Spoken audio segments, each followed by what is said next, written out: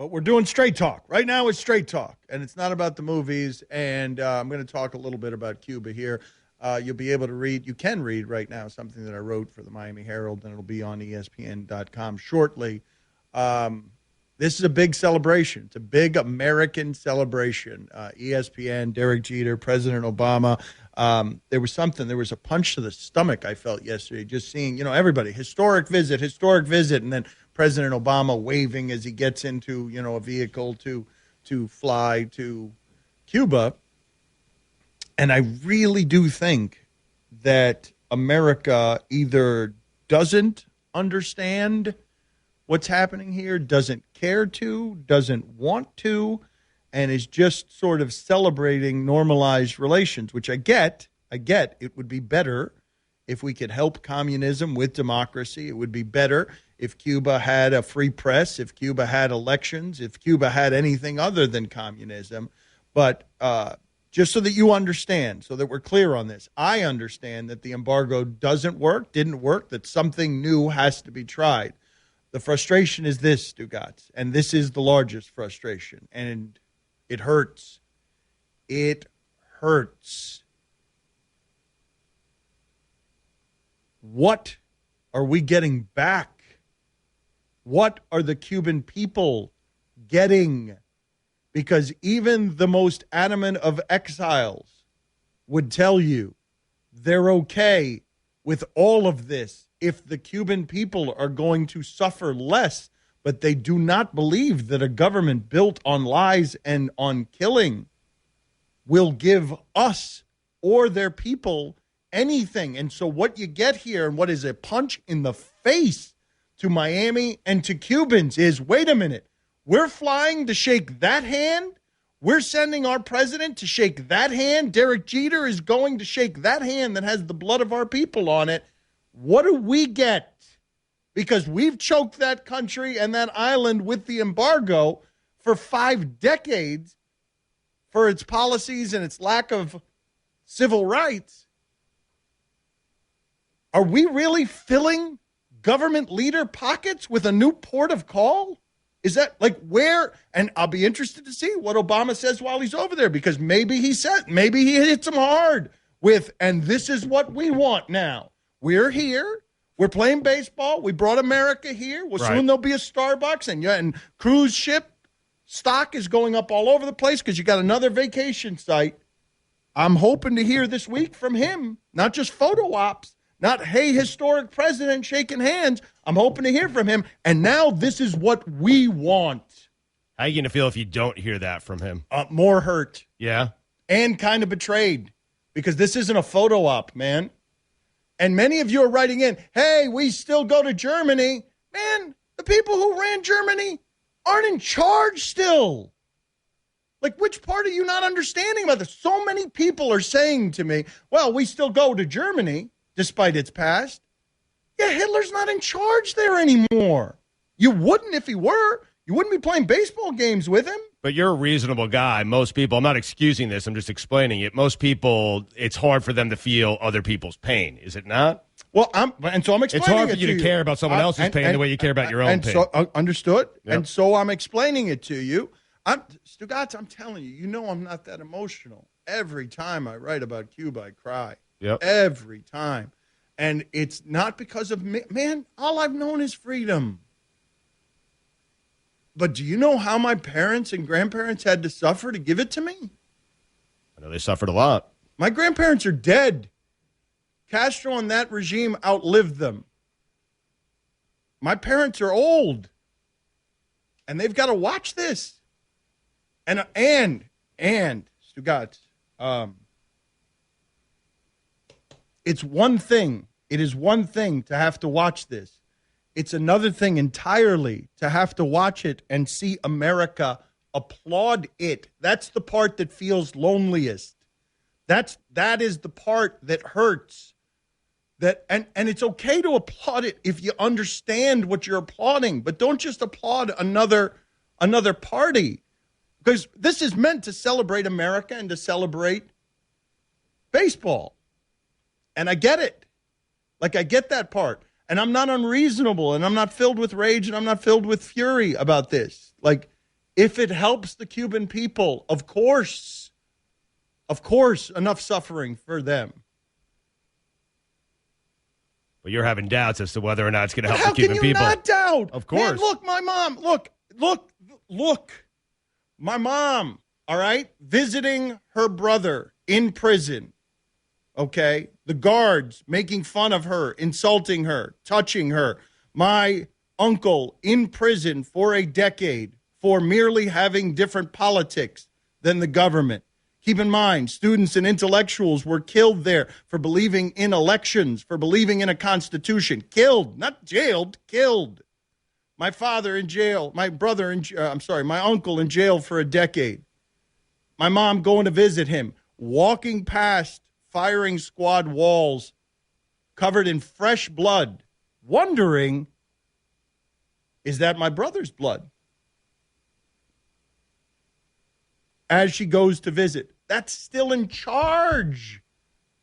That hasn't changed. It's the same regime. And so I would like America to understand it. Because I've told you this before. My parents are not immigrants. They're exiles. My parents did not leave poverty seeking money. They left money and chose poverty to get away from that. And the oceans, that ocean, filled with bodies of people desperate to get away from that. And now we play with it. We're playing with it. And this company is celebrating it. And this government is celebrating it. And this sport is celebrating it. And it hurts. And it hurts just in this small area of Miami, it feels like. And I just want you to understand it. I want you to understand what we're doing, even at the risk of being the dude who's crying in the corner and ruining your party.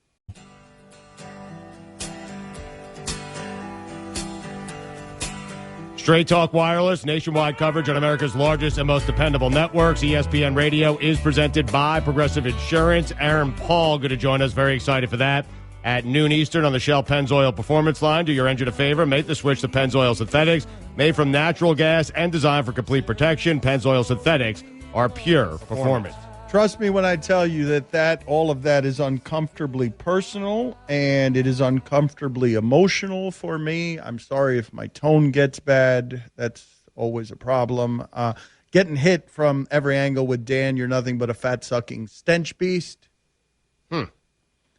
Get over the Cuba, a guy writes. That's what that person took from everything that was said there. Get over the Cuba. We play soccer with Saudi Arabia, basketball with China. You sound rather unreasonable right now. Boo-hoo, Cubans have suffered. Don't forget, Lebatard Show, that your place of employment, ESPN, is making this out as a great and glorious event. Yeah, I mentioned that. I have my own discomforts with that. But God bless freedom. It's why I'm here, and it is the number one thing that I appreciate about this country, and it's why my parents and my grandparents made all the sacrifices so that me and my brother would never have to make a single one. And so that's freedom. And I work for that company pays me, and that company will not mute me on this subject. That company doesn't have any issue with me being the only voice at the party or one of the few voices at the party saying, hey, this ain't exactly just all applause here. This isn't all, hey, let's celebrate our pastime and celebrate our country and let's celebrate how great we are. It really does hurt. Stugotz, I'm telling you, if it results in actual progress, then you will get no objection from the exiles. Right. Because those people on that island have suffered for long enough. But don't you have to assume that's what it's going to lead to, or is that an unfair assumption? Why would I assume that? Why you're asking me to trust a communist government? Why would I assume that? Because the United States is involved. Oh man, but that's just an entitlement that you're used to around here. That's not the way that government does business. Like that is I don't really feel like the people in this country have an appreciation for just what their freedom is because they're so used to it. But look, man, let me tell you some of the stories. Because it's not different. Cuba's not different than it was. The Cuba my parents fled is not different from the Cuba now. Wait till you see some of the pictures that come back from that Cuba.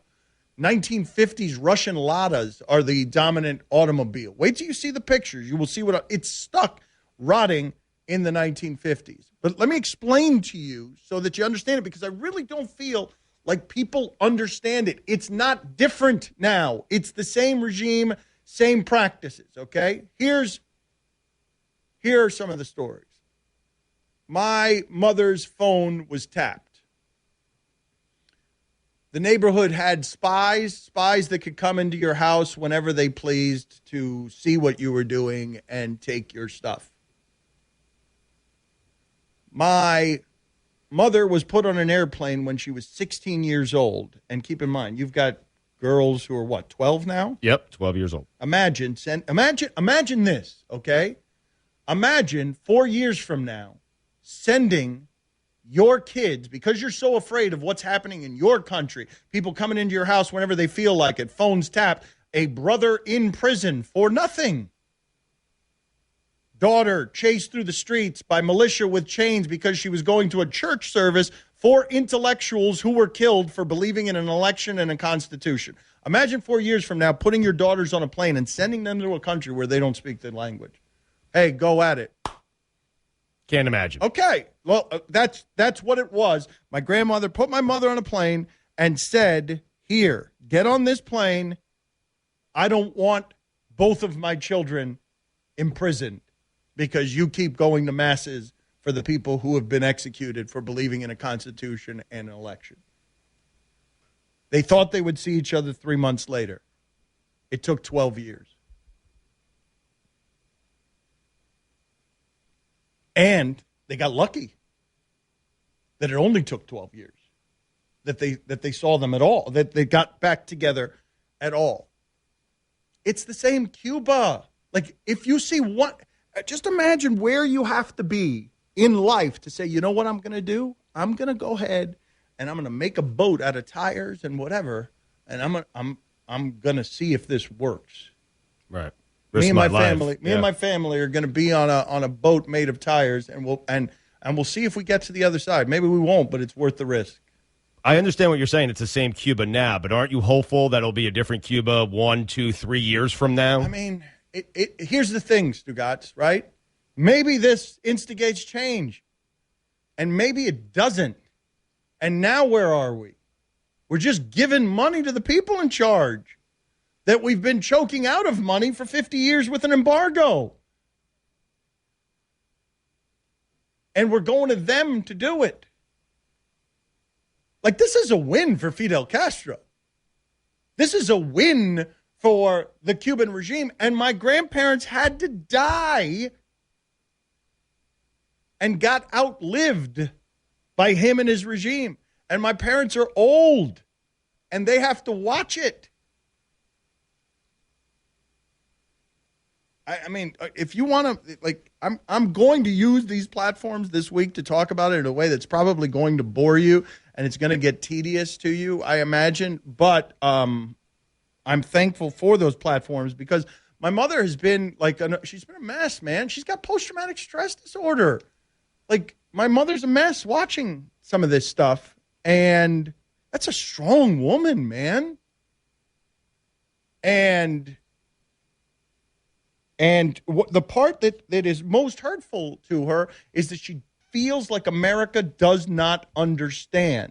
And so it's a huge blessing, even though this company is in Cuba and treating it like a party, to have these platforms and give her a voice on all of these ESPN platforms. So that is how I rationalize away the moral conundrum, the idea of this company is going over there to celebrate this, and I'm not going to do that.